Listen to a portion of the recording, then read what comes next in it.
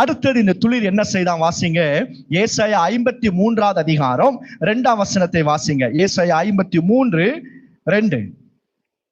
ஏசாயா 53வது அதிகாரம். இளங்கிளையை போலவும் இளங்கிளையை போலவும் வறண்ட நிலத்திலிருந்து துளிர்த்த வேரை போலவும் அவனுக்கு முன்பாக எழுப்புகிறீர். அவருக்கு முன்பாக எழுந்து இருக்கிறீர்.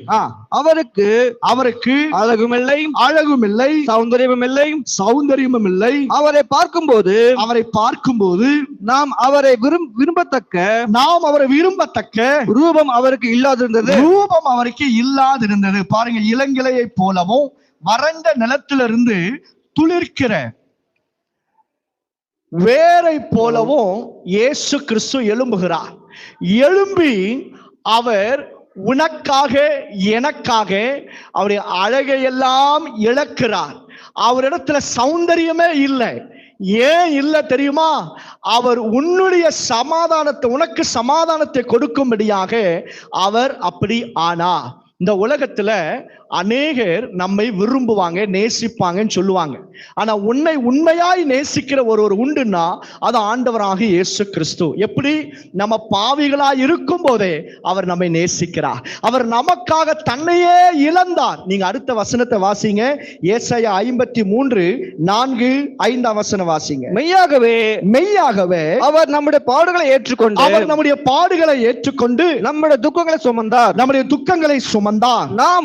நாமோ அவர் தேவனால் அடிபட்டு வாதிக்கப்பட்டு சிறுமைப்பட்டவர் என்று எண்ணினோம். நம்முடைய மீறுதல்களின் நிமித்தம் அவர் காயப்பட்டு நம்முடைய அக்கிரமங்களின் நிமித்தம் அவர் நொறுக்கப்பட்டார். நமக்கு சமாதானத்தை உண்டு பண்ணும் ஆக்கினை அவர் மேல் வந்தது. அவருடைய தழும்புகளால் குணமாகிறோம். ஆமென் சொல்லிடுங்க. அவருடைய தழும்புகளினாலே குணமாகிறோம். தேவ பிள்ளையே, நமக்கு சமாதானம் உண்டு பண்ணும்படியாக ஆண்டவராக இயேசு சிலுவையிலே தொங்கினார். அவர் உனக்காக எனக்காக அடிக்கப்பட்டார். பாவம் இல்லாமல் இருக்கிற இவர் நமக்காக பாவமானார். சபிக்கப்படாத ஆசீர்வதிக்கப்பட்ட ஆசீர்வாதத்திற்கு எஜமானாகிய இந்த இயேசு நமக்காக சாபமானார். இப்ப ஆண்டவர் சொல்றாரு, நான் என் தழும்புகளினால உன்னை குணமாக்குகிறேன். அடுத்தது சொல்றாரு, உனக்கு சமாதானம் உண்டு பண்ணுகிற அந்த ஆக்கினை என் மேல வந்தது. பாருங்க, நம்ம செய்த பாவங்களினால we lose peace. பாவம் செய்கிற ஆத்துமா இழக்கிற முதல் காரியம் என்ன தெரியுமா? சமாதானம். அப்போ அந்த நான் பாவம் செய்ததுக்கு ஒரு பனிஷ்மெண்ட் வேணும்ல, அந்த பனிஷ்மெண்ட் இயேசு சுமந்து அவர் எனக்கு என்ன கொடுக்கிறார்? சமாதானத்தை கொடுக்க. அவன் பாவத்தை நான் மன்னிச்சிருக்கிறேன். இனி நீ பாவி அல்ல, குற்ற மனசாட்சி வெளியே வா. நான் உன் அக்கிரமங்களை மன்னித்திருக்கிறேன். உன் பாவங்களை நான் இனி நினைக்கவே மாட்டேன். தூக்கு பின்னாடி போட்டிருக்கிறேன். நானே மறந்துட்டேன். நீ சும்மா அதை நினைச்சு பார்க்காத. சில பேர் சொல்லுவாங்க பாருங்க, நான் யார் தெரியுமா? அப்போல்லாம் நான் எப்படி தெரியுமா இருந்தேன்? நான் வெளியே வந்தேன்னா அவ்வளவுதான், நான் இது பார்த்தேன்னா அவ்வளவுதான் சொல்லுவாங்க பாருங்க. ஆனா ஆண்டவர் சொல்றாரு, உன் பழைய பாவங்களை நானே நினைக்கிறது இல்ல. நீ சும்மா பேசி அது ரொம்ப ஜூம் பண்ணாத.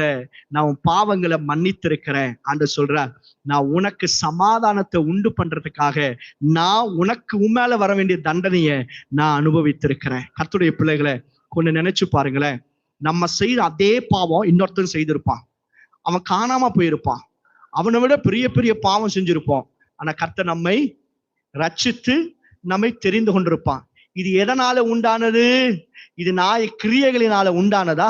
உங்க அம்மா அப்பா, நம்ம அம்மா அப்பா, தாத்தா பாட்டி செஞ்ச புண்ணியமா? இல்லைங்க, அவர் கிருபை, அவரு ஈவு. வாய் தந்து சொல்லுங்களேன், உங்க கிருபைப்பான்னு சொல்லுங்களேன். உங்க